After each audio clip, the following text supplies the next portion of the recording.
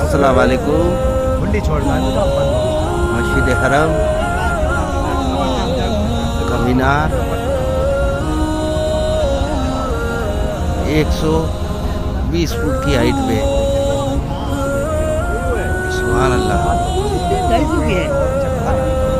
ये छतरी है, ये छतरी, हाँ ये छतरी खुलती हुई दिन को खोलते शाम को इकट्ठी हो जाती है। देखो ये देखो, ये सामने रोज़ा मुबारक,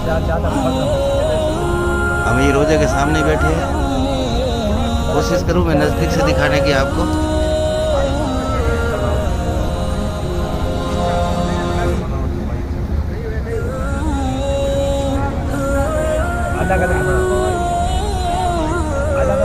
असर की नमाज में आए,